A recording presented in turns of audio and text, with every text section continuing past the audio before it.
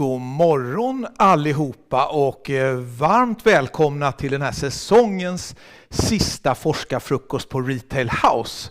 Vi är så otroligt glada att just du har hittat hit i skolavslutningstider, det är otroligt varmt och härligt sommarväder ute etc. Det är en hektisk period vi befinner oss i just nu. Mitt namn är Martin Moström och jag är vd på Retail House och vi gör ju de här forskarfrukostarna tillsammans med våran partner Handelsrådet. Och Handelsrådet, som jag har sagt så många gånger innan, är ju Sveriges största forskningsfinansiär av detaljhandelsrelaterad forskning. Men Handelsrådet är så mycket mer. Så jag rekommenderar er alla kunskapstörstande marknadsförare och försäljare där ute att gå in på handelsrådet.se och ta del av all den kunskap som finns paketerad och samlad där. Handelsrådet har också en annan mening, det är att också föra ut då den forskning som sker på våra universitet och högskolor till de som arbetar praktiskt i näringslivet, det vill säga sådana som dig. Så därför är vi på Retail House otroligt glada för att ha det här samarbetet. Och Retail House gör ju de här forskarfrukostarna för att vi tycker det är otroligt viktigt att basera det vi gör på den forskning som faktiskt finns tillgänglig. Och ta del av all den kunskap som genereras på våra högskolor och lärosäten. Idag, mina vänner, är det en speciell forskarfrukost. För idag är det faktiskt första gången som vi inte har en disputerad, doktorerad forskare här. Utan vi har 2 stycken studentgrupper som ska presentera sina tankegångar om den framtida fysiska butiken. Jag har den stora äran att sitta med i advisory board till Centric för handelsforskning för Lunds universitet. Och jag var i december inbjuden till en hel förmiddag. Du fick 13 eller 14 föreläsningar på temat hur framtidens retail om 5 år kommer se ut. Och efter den totala dusch av framtidens retail så blev jag så otroligt entusiastisk. Jag tänkte att jag måste kunna bjuda med ett par studentgrupper till en sån här forskarfrukost. Så att jag är otroligt glad att få 2 stycken av de här grupperna med oss här idag. Och dessutom har vi den stora äran att få en slutkommentar och en liten inledning alldeles strax av professor Ulf Johansson som är chef för Centrum för handelsforskning vid Lunds universitet. Så än en gång varmt välkomna och vi har chatten på om det är några frågor. Och jag vet att Rosmarin och Stefan som bara pratar engelska för övrigt finns med på chatten om det är någon som har någon fråga, kommentar. Och efteråt så kommer jag skicka ut deras uppsatser och deras presentationer om det är någonting ni vill fördjupa. För deras presentationer kommer att vara väldigt, väldigt kondenserade och väldigt, väldigt korta. Det kommer att vara ungefär en kvart. Så än en gång varmt välkomna. Nu lämnar jag över ord och bild ner till Skåne. Till min gode vän professor Ulf Johansson. Hur är läget? Det är alldeles utmärkt. Det finns ju inget ont som inte har något gott med sig. Man kan sitta på sitt sommarställe och vara med i din forskarfrukost, Martin. Det är första gången jag är med på det här sättet. Jag har varit med några gånger fysiskt och det har det varit. Det också. Så tack, roligt att vara med. Några korta ord om det som ni kommer att få lyssna på. Ni kommer att få lyssna på 2 av de bästa studentgrupperna från en kurs i retail som vi kör varje år i vårt masterprogram på Ekonomihögskolan i Lund. Det är ett internationellt masterprogram. Det här är studenter från 30 länder som deltar i den här kursen. Som sagt, det ni får lyssna på är 2 av de bästa presentationerna på den här kursen. Och Martin vittnade ju tidigare om att det fanns mycket att lära i de här sakerna. Och det ni kommer att få lyssna på är en spaning in i framtiden, eller 2 spaningar in i framtiden. För de här studentgrupperna fick uppgiften att ta reda på hur kommer framtidens fysiska butiker se ut. Och då bad jag dem titta framåt i tiden ungefär 5 år. Och då kan man säga, hur kan man göra det då? Jo, det kan man faktiskt göra med hjälp av scenarioteknik. Och det är ju ett ganska systematiskt sätt att närma sig det här med framtiden. Man identifierar omvärldsfaktorer som är viktiga och sen kokar man då ner det till att man gör ett scenariokurs på 2 av de här faktorerna. Och det är det ni kommer att få se i båda de här presentationerna. Men också en massa andra saker. Så det var lite... Ja. Tack så mycket Ulf. Är vi redo att starta första sändningen? Då lämnar vi strax över ordet och bild till Rosmarin med partner som ska prata om den framtida fysiska dagligvarubutiken. Och Rosmarin sitter i Lund och hennes kollega sitter i Lunds universitet. I've written a research paper about the future of Swedish grocery retail together with 4 other students, of which one of them, Nila, is joining me today for this presentation. Hello. And she will take over from me halfway. I will now first give you a bit of background to our research. As part of a course in multi-channel retail marketing, we have tried to predict what is going to happen to Swedish grocery retail within the next 5 years. Groceries are essentials on which consumers consistently spend a considerable amount of their income. Combined with the COVID-19 pandemic, we found it particularly interesting to look at the development of this retail sector. Swedish grocery retail is a bit of a special case. With a high market concentration and a low competitive pressure as a result, the industry has evolved slower than many other European countries. The pandemic can, in that sense, be seen as a bit of a wake-up call. With this in mind, we decided to not just study grocery retail trends and forces in Sweden, but to also look over the borders, for example, of how they innovated their business models and embraced digitalization. The last thing I think it's good to explain is that we looked at developments in terms of fast retail and slow retail. In academia, these terms are used to distinguish 2 directions that physical retail can develop in. And although they are opposites, they can develop at the same time. And when we talk about fast retail in our presentation, we mean it is focused on speed, efficiency, and convenience. And when we talk about slow retail, we mean it is focused on experiential aspects such as storytelling, aesthetics, and social interaction. The purpose of our paper was to explore how the physical grocery retail format in Sweden will evolve in terms of fast and slow retail in the next 5 years. We will now move on to the next slide. And I will explain a bit more about the forces we looked at. The start of our research was to determine which were the major forces to shape retail in the fast and slow directions. It was a tough job, and I'm sure many of you can come up with forces that are not on this slide, but based on their relevance and impact, we had to settle for the 3 most important. And those are the ones that you can see here. You're probably very familiar with them, so I will only touch upon them very briefly. Digitalization has had a significant impact on physical retail stores. Think about, for example, the use of new technologies, the growth of e-commerce, and the digital expectations of the customers. Omnichannelization, as I like to call it, convinced by the benefits of higher spendings, more frequent purchases, and a higher degree of loyalty, many retailers have adopted a multi-channel or even omni-channel strategy, with the goal to create a seamless experience across channels. This means the physical store is no longer a separate channel, but is part of a connected shopping experience. The third one is COVID-19. It has obviously had a tremendous impact on the retail industry. Apart from the health and hygiene concerns, we see it as an accelerator for the other trends rather than acting on its own. After determining these 3 forces, we did a comparative multiple case study of Sweden, the UK, and France. In the next slide, we will take you through the most important results. What we did is we first looked at the current situation in Sweden and then chose to look at 2 more advanced grocery sectors of the UK and France. And as I explained before, we separated the developments we saw into fast and slow. Let's start with the market overview. Sweden has a considerably higher concentration than France and the UK. 3 players account for almost 90% of the market share.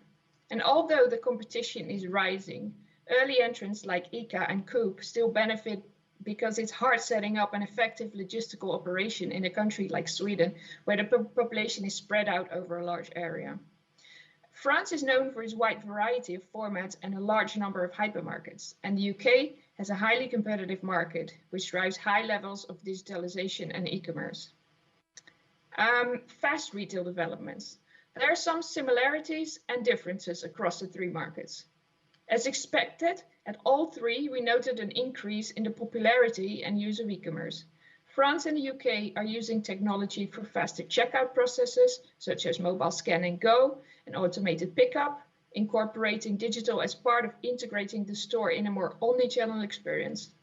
Meanwhile, Sweden has used digitalization for scan and go as well, and in-store navigation and apps, but are still quite far away from hitting the level of omni-channel integration.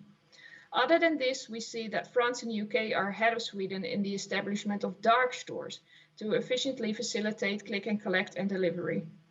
Many Swedish grocery retailers are in the phase of picking orders in their physical stores.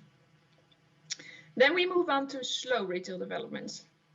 There's also some divergence when it comes to slow developments. In Sweden, due to the pandemic, customers are visiting the store less. And when they go to the store, they're going to bigger stores and spending more. Both France and the UK have moved more towards an experiential notion in store. In France, there has been a move away from the larger hypermarkets, as customers are seeking more immersive shopping experiences. Customers in the UK are also seeking similar emotional connections with stores through personal interaction and added value such as cafes, and quality and produce is also prominent in France. After finishing the case studies, we developed a scenario matrix, which we will explain on the next slide. And I will now hand over to Neela. Thank you, Rose. Okay, so I'll take it from there. We basically found 14 potential developments during our research. So we assessed them based on their fast or slow direction and their likelihood. And we placed them in a matrix, which you can see right here. On the horizontal axis, you can see we used slow and fast retail. On the vertical axis, we used likeliness. To come to a prediction for the next 5 years, we decided to focus on the most likely developments, which you can see basically it's the whole process in blue.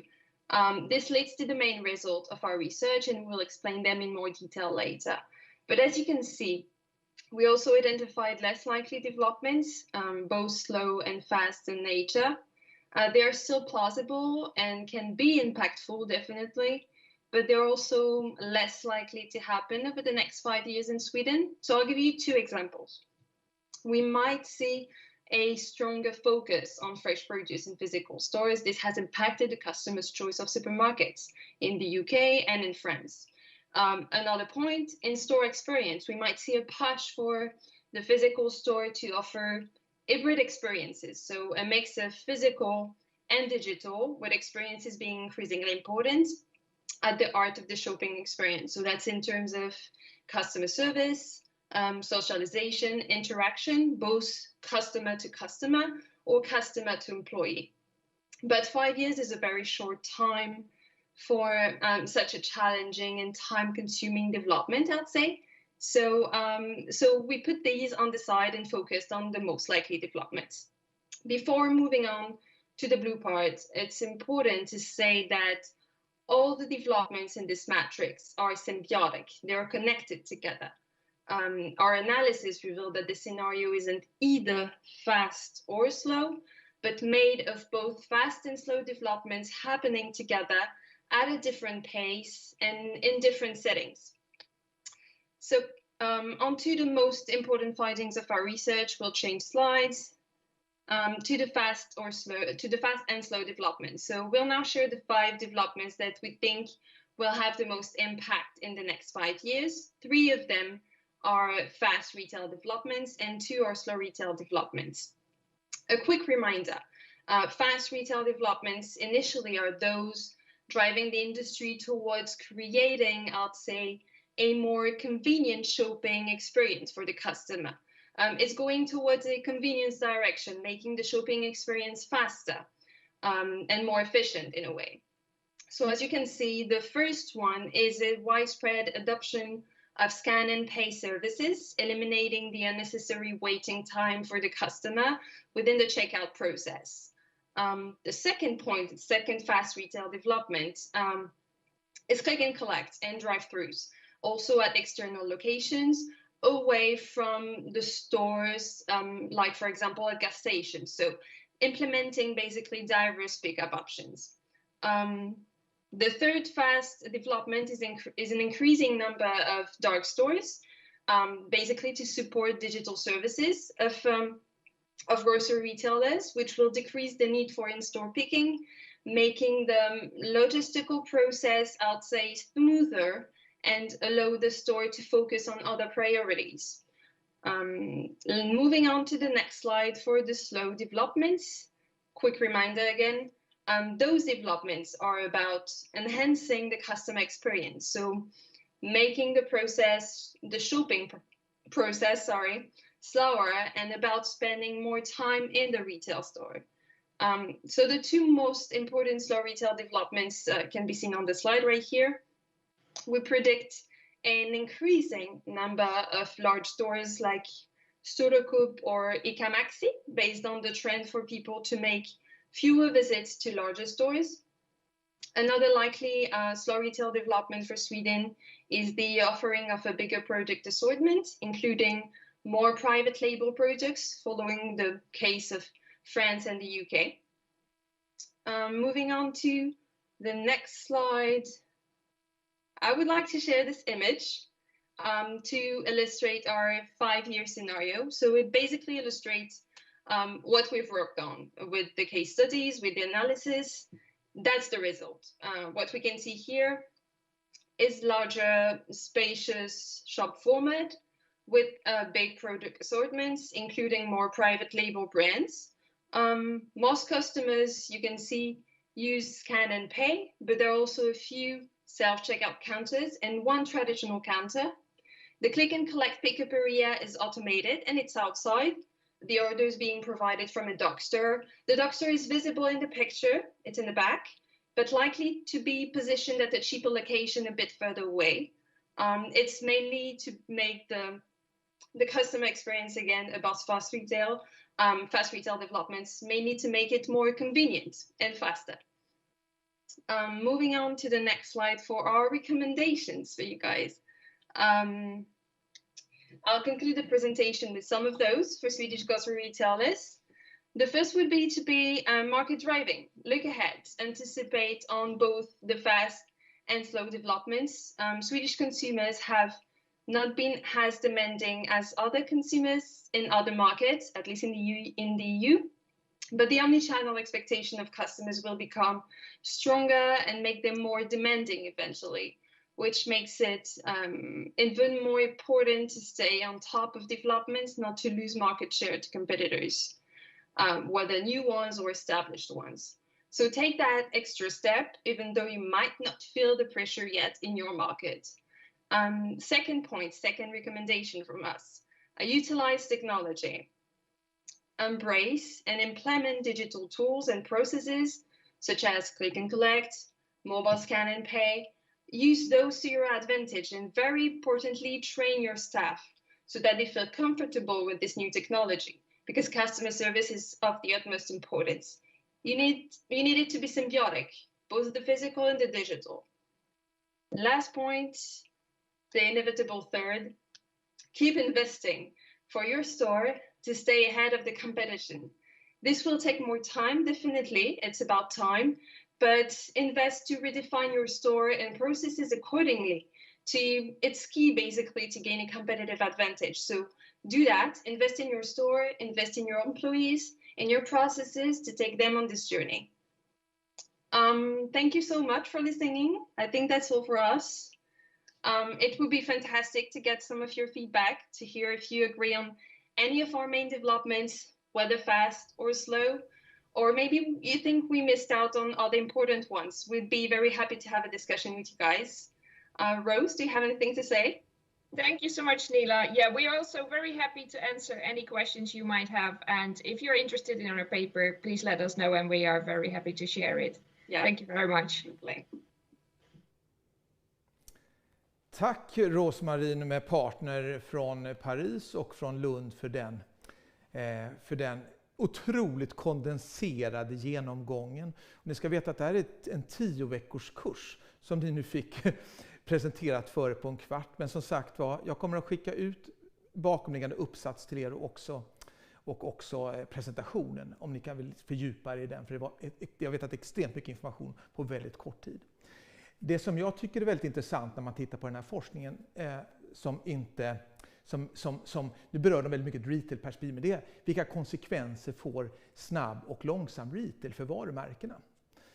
Och hur ska man som varumärke agera i de här två olika världarna? Det är väl kanske den största frågan och den största utmaningen som varumärkesleverantörer idag står inför när man tittar på den digitaliserade handeln.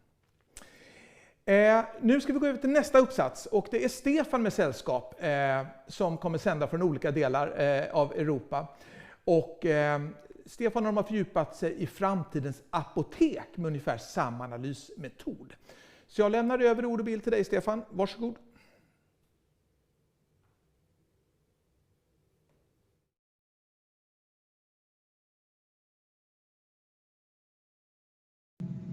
So thanks, Ulf. Thanks, Martin, for introducing us. And hello, everyone. Today with Anna, Christina, Nicoletta, Zakaria, and myself, Stefan, we're going to present to you our 4 scenarios of the future of pharmacy retail in Sweden. A topic that is very interesting since there's almost no such studies conducted before in this unique retail niche. On the next slide, we're going to walk you through the basics of this topic, how we derived the information to construct our 4 scenarios by discussing the PESTEL and PORTES 5 forces tools, which are business tools that you as business practitioners are probably very well familiar with. And we'll conclude this presentation with the recommendations for managers and brands. And at the end, of course, you'll have the opportunity to ask us questions, or just if you want to know something more about this topic, we'll kindly answer them. On the next slide, we will present why we chose this retail industry. Basically, we chose pharmacy retail because it's often characterized with its conservative approach.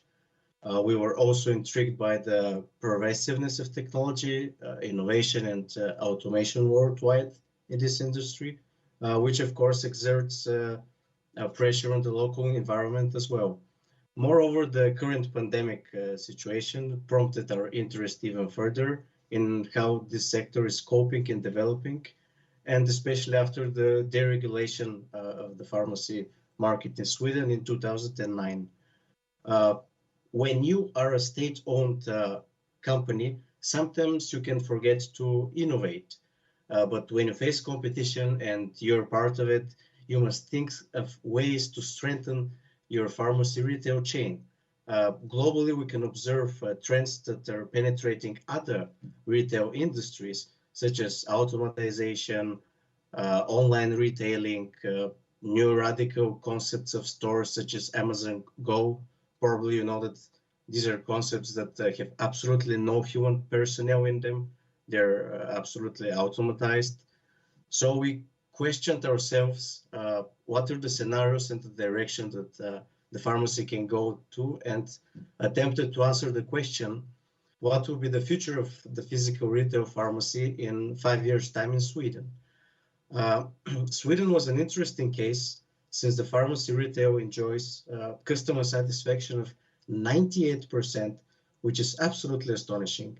But this rings a bell since retailers get complacent under their success and they stop innovating. And despite the high satisfaction, we found some pitfalls that can potentially have a negative impact on the industry, such as the lack of qualified personnel, increase of online sales by 315% in the last 4 years, and questionable rural coverage, among others, of course. And just a little bit of theory, a very small portion. The adaptive cycle theory is useful in our research, and it guided us through, since it emphasizes the need of constant innovation and help retailers become more resilient to external crises by monitoring and adopting new technologies. And retail resilience should be embraced as a strategy and seeking always new ways to survive in the ever-changing environment. And now Amna will present the information we extracted with the PESTEL. Amna. Yeah, Thank you, Stefan. I will be talking about the current pharmacy situation that is prevalent in Sweden. So it is imperative to analyze the macro environment that the pharmacy industry is operating in. We conducted a pestle analysis. I will be starting with the political factors. So in 2009, the pharmaceutical sector underwent a change in ownership where 2/3 of the pharmacy was sold to private owners. The industry is a regulated one now, where the markup charged by each pharmacy is regulated by the Dental and Pharmaceutical Benefits Agency. This has overall resulted in better availability of products, increased variety, safer medicine usage, and also better prices. Then we have the economic factors. The economy is shifting towards online channels, and pharma transactions are no exception here. In 2019, the digital pharmacy industry was the fastest growing sector within Sweden, and it grew 315% year on year. Prescribed medication accounts for more than 70% of that revenue, while the rest is covered by OTC medicines and other products. Moreover, the parallel imports that are encouraged within the European Economic Area also adds to this, where the weakened Swedish crown and the weakened Swedish crown does not bode well for the economy, as it is weak against the euro and US dollar. The system overall saves costs for the customers to a degree, but it incurs costs for the pharmaceutical companies themselves. Then we have the social factors. In Sweden, satisfaction among the pharmacy visitors is high, as Stefan also mentioned, which translates into higher number of visits. And the two main reasons for this satisfaction are the geographical location and the product availability. Now, a fraction of the population is also dissatisfied, and this stems from limited opening hours in some cases, and also the language barrier which the foreigners face. Now, talking about the technological factors, as digitalization and e-commerce are increasing in Sweden, online sales of pharmacies are also growing. There have been 5 national retail chains, 4 private pharmacy companies, and 3 solely online operators who have established themselves within the Swedish market. Now, the increased automation and implementation of robotics is also changing the scenario overall. More and more pharmacies are now buying compounding robots to produce individualized medicines. There's increased automation, and it is beneficial for the patients as well as the pharmacists, as it protects them against the hazardous substances. Another aspect to consider is the environmental factors. The COVID-19 pandemic impacted pharmacies with regards to the safety of their workforce and their customers. The pandemic has furthermore increased the customers' demand for contactless retail experiences, home delivery options, and increased safety measures within the retail stores. Lastly, we have the legal factors. Now, as mentioned before, the pharmacy market overall is a very regulated one. The Swedish Medical Product Agency is in charge of regulating the price and the surveillance of the products. It also determines the need for the prescription. In addition to this, the Dental and Pharmaceutical Benefits Agency, which is a central government agency, it sets the retail margins for pharmacies and regulates the substitution of prescription in pharmacies. The Swedish law also states that at least one pharmacist is present in the pharmacy while the transaction is being carried out. And as also mentioned, the parallel imports, which is very much encouraged in this European Economic Area. However, the need for this is that the medicine that is being dealt with is authorized in Sweden as well as the country that is exporting that product. Moreover, the Swedish pharmacies must report sales information to the Swedish e-health agency, which administers a database for electronic prescriptions issued by doctors. Now, to collect prescription medicines, it is important to have a personal number as well as a pharmacist present at all times. This is all we have from the pestle analysis. I will hand it over to Christina, who will delve into detail about the Porter's 5 forces. Yes, thank you. So to analyze the competitive intensity and attractiveness of the pharmacy retail market in Sweden, we analyzed the market with Porter's 5 forces. And our main points were that the customer's power is quite high, not regarding prescribed medicine, but they have many options when it comes to non-prescription medicine. So over-the-counter products, or also, for instance, beauty products, as people can purchase those products not only from the pharmacies itself, but also from other places such as supermarkets or gas stations, for example.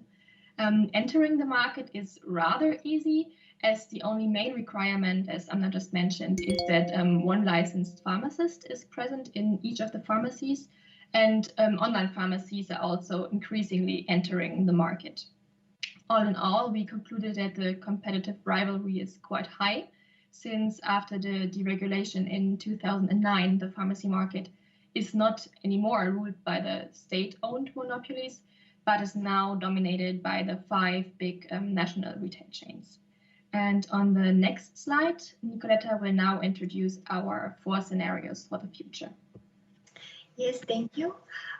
In addition to the pastel analysis and the Porter 5 forces, we conducted a series of structured interviews to develop the future scenarios of the pharmaceutical industry. We came up with 4 possible future outcomes in the face of the traditional, service-centric, automation-centric, and hybrid scenarios. Each of them is measured to the level of omnichannel development and automation, and we have taken factors such as COVID-19, digitalization, service quality, and currency fluctuations into consideration when developing our predictions. Now we will tell you a little bit more about each scenario. In our first scenario, on the next slide, which is the automation scenario, you see that the pharmacies opt for speed of service and less human contact. They tend to the trend is already present today in the face of the dose dispensing pharmacies, which is a service procured by regional authorities for the benefit of the older generation, where machines distribute medicine according to dosage to individuals. Just under 40% of consumers visit pharmacies only to collect their prescription medication, thus this phenomenon continues to develop all the time. Some of our respondents have an inclination to join this segment, with 86% claiming they would use a dose dispensing station depending on the situation. At the same time, compounding robots are no longer a notion of the future, but are already utilized today, while increased automation is considered beneficial for patients and pharmacists alike and their safety. Nevertheless, weaknesses of this scenario exist due to the lack of lawful backing allowing for full automation, the need for human interaction, also expressed in our interviews, and the fact that full automation makes it unlikely to retain customers, since buyers will opt for convenient locations instead of building loyalty. In the next slide, you will see the service-centric scenario, in which personal service becomes a key strength for pharmacy retailers, ensuring trust and loyalty as a result of positive association and value-added experiences. The strengths of this alternative include coherence with current Swedish regulations and unison with the current pharmaceutical industry values. The service-centric scenario calls for good training of staff, time and funds to achieve the desired customer experience. We believe the efforts of pharmacies would be worthwhile, since when asked, 68% of our respondents said they would like to get their medication fast, but would also rely on the pharmacist if they need assistance. In this scenario, the result is stronger relationships and less abuse of medication, since the pharmacist becomes both an employee and a customer confidant. Nevertheless, we have developed 2 other scenarios, which you will hear more about from Zakaria. Yes, thank you. So with that being said, we still consider the traditional scenario, as a lot of pharmacies are still adopting that, and we believe that this will continue. So what this scenario has, or what makes it different, is the fact that pharmacies lack competitiveness and they fall behind at so many levels. We can mention the technological and human factors. So basically, they do the bare minimum to survive. So they act as survivors as opposed to being strong competitors within the industry. Their evolution within that same industry is really slow to inexistent, same as their involvement in the omnichannel or the advanced automation solutions. So basically, they appear as if they are not even ready to change. In the next slide, we will talk about the hybrid scenario, which is, at least in our opinion, the best for several reasons. One of them being the fact that it has the best of both worlds. So it has high personal service quality, which is always good, and leads to stronger relationship between the retailer and the customers. It adds value through automation, speed, and convenience, which is always beneficial from the customer's perspective. And it has also safer medicine consumption, which can be achieved through information sharing using the technological advancement and different tools. Also, this hybrid scenario results in a longer lifespan, which is optimizing the relationship on the long term between the retailer and the customers themselves. Despite all of that, there is a small disadvantage of this scenario, which is simply being the most expensive scenario of all. And now, in the next slide, we'll move on to the recommendations from a management perspective. So the first, we know that this industry is not the fastest, especially if we compare it to other technological industries, such as the mobile phone, the software industries, and so forth, and so on and so forth. But it is important for managers to adapt to the even slow pace change that is happening around them. They need to pay attention to the trends. They need to be aware of what's happening around them. That's what we mean.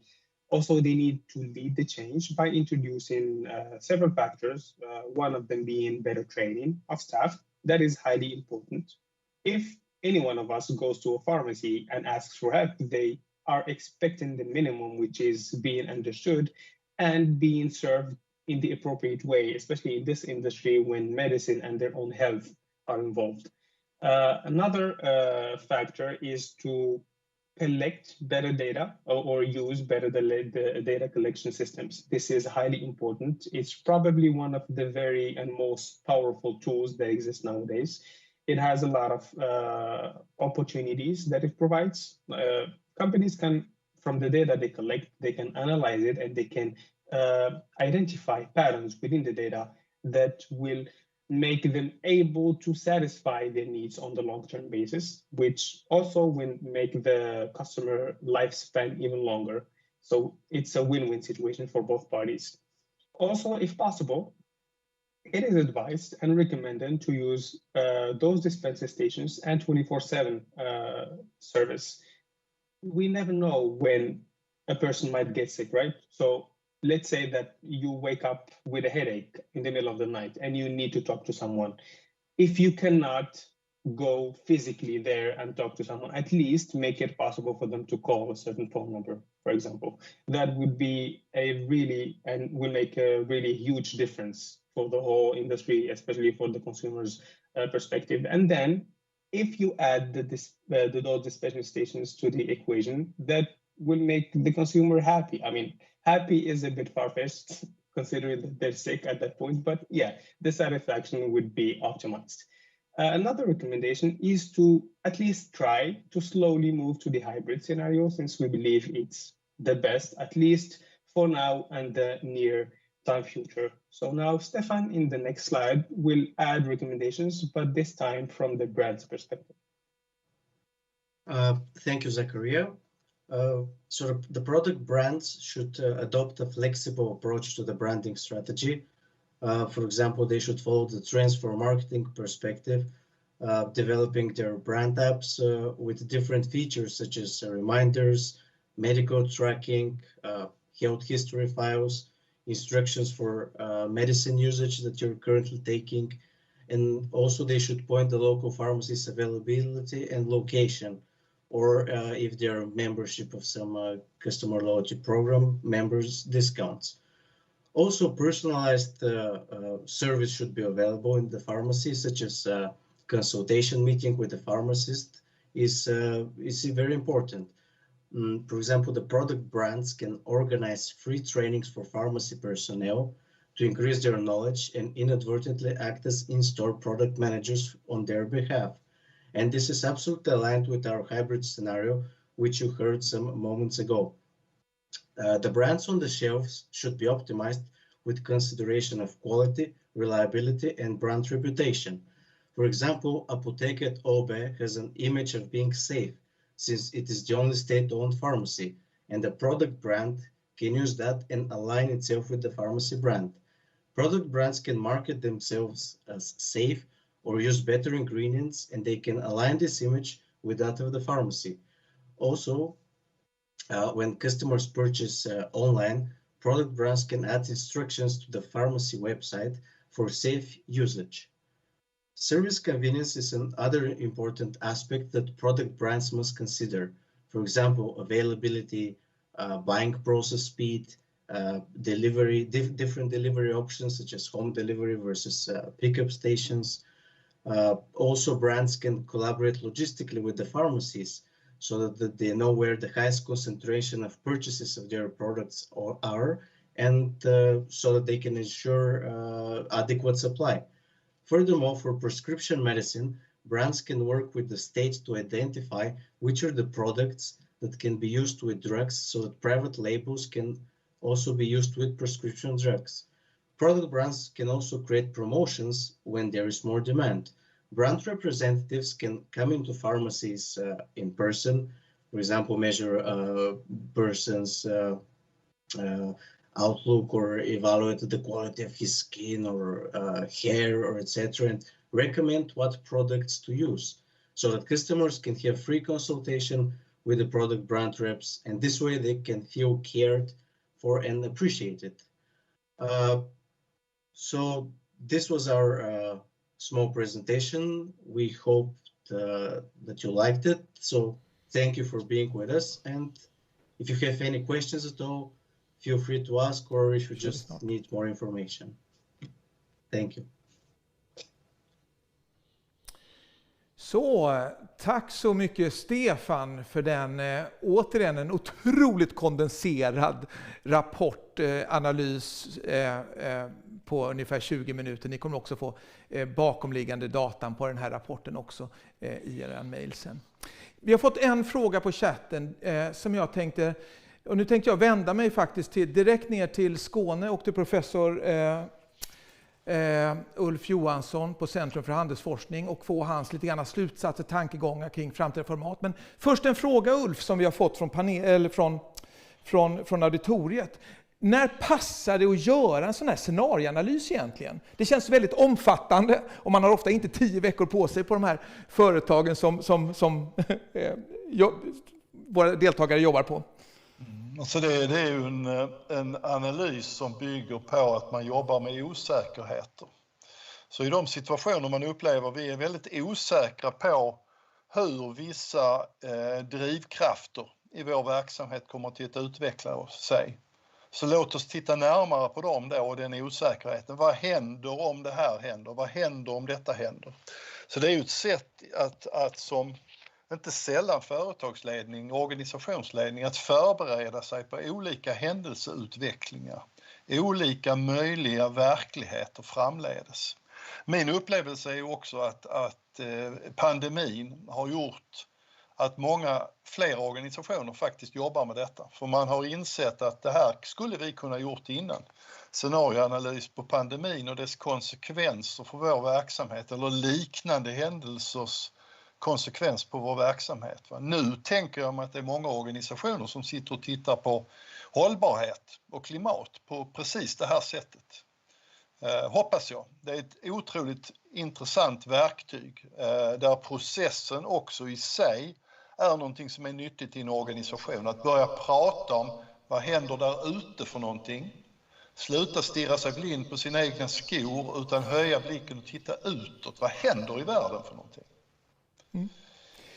Grymt. Ja, lite föreläsning Martin. Ja, men det är härligt Ulf, tack för den. Det är därför det är så härligt att ha en professor på plats i rummet.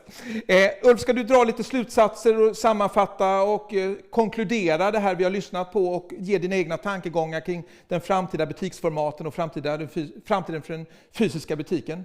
Varsågod. Tack så mycket. Man kan ju fundera på varför man ska intressera sig för den fysiska butiken och hur den ska se ut i framtiden. Och när vi pratar om den fysiska butikens utseende så pratar många av oss, vi använder ju ordet butiksformat. Det kommer ju från engelskans format. Och då pratar vi om butikens erbjudande i ett antal olika dimensioner. Service, sortiment, atmosfär etc. Och i grunden handlar det ju om hur fysisk retail vill möta kunden i framtiden. Det är ju det som formatet handlar om på olika sätt. Och ni har lyssnat på 2 av de bästa rapporterna vi hade. Vi hade 12 rapporter i julas som presenterade efter den här kursen. Och tittar man på dagligvaror så bygger ju idén här som de presenterade, den bygger ju på. De gjorde en scenarioanalys. Jag tror de hade ett 30-tal trender de hade identifierat som sådana som liksom påverkade dagligvaruhandeln och hur formatet kommer till att se ut i framtiden. Av de 30 trattade de ner detta till 2 stycken och det är de ni fick se. Och det handlar ju liksom om man ska ta tid på sig att handla eller det viktigaste är att det går snabbt. Det man också gjorde i den här gruppen var ju att man tittade lite grann utanför Sverige. Man tittar i ett antal andra länder för att få inspiration. Och grunden är ju det man kallar PESTEL-analys. Och det har säkert många av er varit med om att göra. Det är ju en engelsk förkortning av engelska ord. Politics, vad händer i politiken? Economics, vad händer i ekonomin? Social, vad händer med de sociala kulturella trenderna? Technology, vad händer med teknologin? Law, vad händer med lagstiftningen?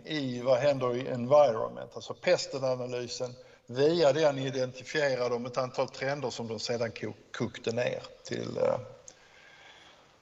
Och då när man tittar på deras rapporter, vad de sa, så finns det ju liksom en tanke kring att det kanske är så att framtiden inte blir antingen eller, utan det blir både och. Och det betyder ju att aktörer antingen måste välja vilket hörn man ska sätta sig i eller faktiskt se hur kan vi få båda sakerna med på samma gång. Apotek har ju liksom en helt annan kontext på ett sätt än dagligvaror. Det finns ju en speciell del som är receptbelagd, men det är också en relativt ung bransch. Den är faktiskt inte mer än lite drygt 10 år gammal om jag själv räknar rätt på fingrarna här. Och där har man ju liksom liknande utmaning. Service, det är ju kanske det som är grunden i mycket av apotekets erbjudande. Det vill säga kunniga människor som kan berätta för mig vad som händer när jag stoppar i mig de här tabletterna. Vad ska jag tänka på? Men också en allt vanare kund vid olika typer av läkemedel har inget intresse överhuvudtaget av att bli servad av någon, utan vill liksom bara att det här ska gå så enkelt som möjligt. Vi har ju en ökad e-handel i den här sektorn också. Även i den analysen finns ju PESTEL som en grund. Här gör de också en väldigt bra konkurrentanalys med bas i Porters 5 forces.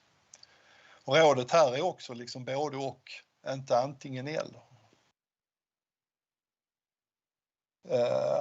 Rör man sig vidare och liksom funderar själv kring hur saker och ting ska bli framöver, så själv gjorde jag en scenarioanalys i den bok som Centrum för handelsforskning gav ut hösten 2018 som handlar om framtidens fysiska butik. Där var Martin också med och skrev i den boken.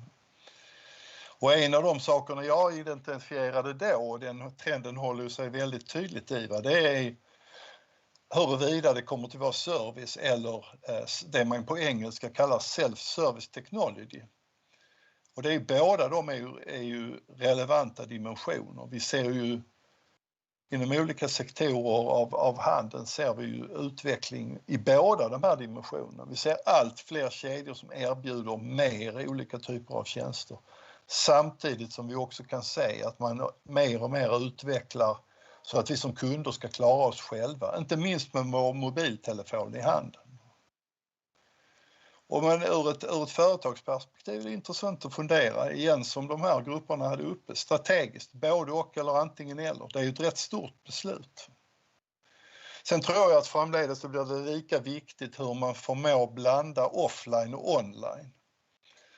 Och då är vi ju inne på det vi kallar omnikanal. Det är ju fortfarande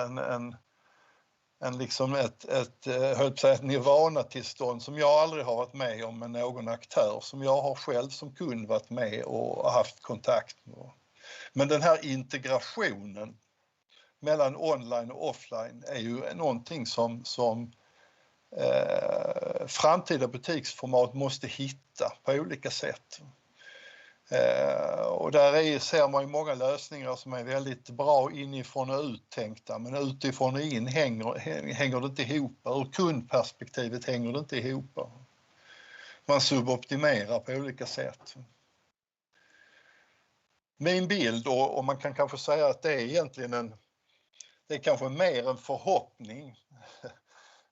Det är ju att vi kommer att få se ett mycket mer varierat butiksutbud när det gäller den fysiska butiken framöver. Vi har redan börjat se tecken på det. Vi ser de traditionella butikerna, men vi ser att det dyker upp allt mer showrooms, planning studios, pop-ups, advice stores, pick-up points etc. Det börjar finnas ett mycket mer varierat utbud av fysiska butiksformat. Så jag tror att det kommer till att det är det vi kommer till att se. Och offline och online kommer till att behöva integreras på bra sätt med ett utifrån och in perspektiv. Här uppstår ju en del utmaningar för en handel som är ganska traditionell, och jag tror att det är säkert därför som vi ser ganska traditionella butiksformat dominera fortfarande.